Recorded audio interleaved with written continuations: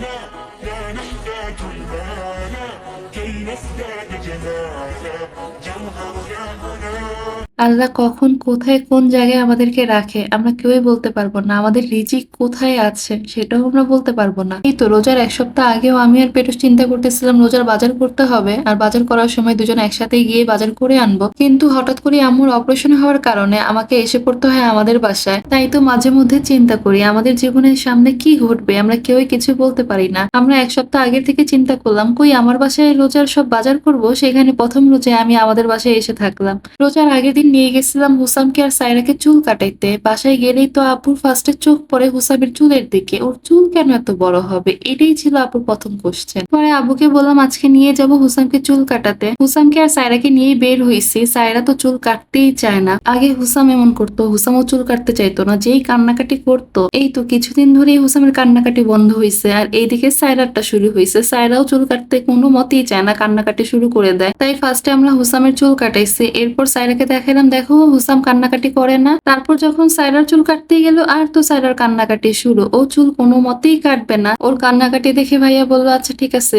ওর কান্নাটা থামুক, আমি আমার ক্লিন শেপটা করায় ফেলি।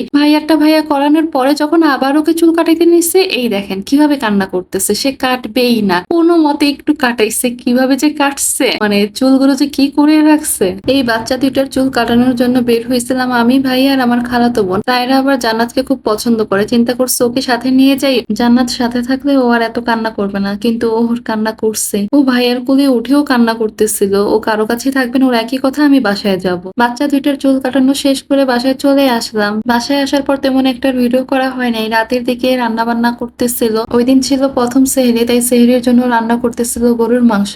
আমাদের বাসায় প্রথম সেহরিতে সবসময় গরুর মাংসই রান্না করে, এটা সেই ছোট থেকে দেখে আসতেছি। আমিও তো চিন্তা করছিলাম যদি বাসায় আমি থাকতাম আমার বাসায়, তাহলে আমিও গরুর মাংসটাই রান্না করতাম। তো এই তো সেহরির জন্য এই গরুর মাংসটা রান্না করতেছিল, আর রাতের দিকে ছোলা ডাবলি এগুলো ভিজিয়ে রাখছে। আমাদের বাসায় ইফতারিতে সবসময় ডাবলি দিয়ে মুড়ি মাখা হয়, আর ছোলাটা খালি খায়। মুড়ি দিয়ে ছোলা দিলে আমরা কেউই পছন্দ করি না, খেতে পারি না আর কি। ছোলাটা ভুনা করে আলাদা করে খাওয়া হয়। আর এইদিকে আমি দেখতেছিলাম আর কি কি রান্না আছে। এটা রুই মাছ দিয়ে আলু দিয়ে রান্না করছিল, কি ভাজি একটা আইটেম ছিল, আরেকটা কি মাছের তরকারি জানি ছিল। এই তরকারি দিয়ে আমরা দুপুরেই খাইছি, তাই আর কি বাটিতে সব বেড়ে রেখে দিছে, কেউ যদি এই রাতে খেতে চায় তাহলে নিয়ে খেতে পারবে। আর এইদিকে হুসাম জানি আমার কাছে কি চাইতেছিল এখন আমার ঠিক মনে নাই। আমার ওড়না ধরে তার বায়না শুরু হয়েছে, আমি বলছি দিব না, তাই আর কি ওড়না ধরে টানাটানি করতেছিল। এরপর আমার আর কোনো ভিডিও করা হয় নাই। ওই দিন প্রথম রোজা ছিল, আমার কোনো ভিডিও নিতেই ভালো লাগতেছিল না। বিকেলের দিকে কয়েকটা ভিডিও ক্লিপ নিচ্ছি। ইফতারের জন্য শরবত বানাইতেছিলাম, শরবত বানানো শেষ করে দেখলাম ভাবি এখানে আলুর চপ আর ডিম চপ বানাইতেছে, তাই ভাবির সাথে আমিও কয়েকটা বানালাম। এরপর ভাবি ভাজাভাজি করার জন্য সবকিছু নিয়ে চলে আসছে। আর প্রথম রোজা বলে কথা, প্রথম রোজায় আমি আমাদের বাসায়, আর ওই দিন আমি আমার বোনদেরকে অনেক মিস করতেছিলাম। ওরা কেউই ছিল না, সবাই সবার শ্বশুর বাড়িতে, আর আমি আমাদের বাসায় ছিলাম। ওই দিন মনে হইতেছিল আমি একা,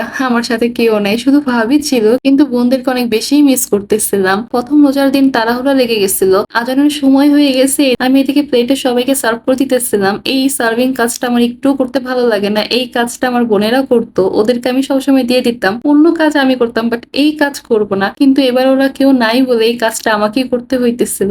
আজকের ভিডিওটি এই পর্যন্তই, ভালো থাকবেন সবাই, আল্লাহ হাফেজ।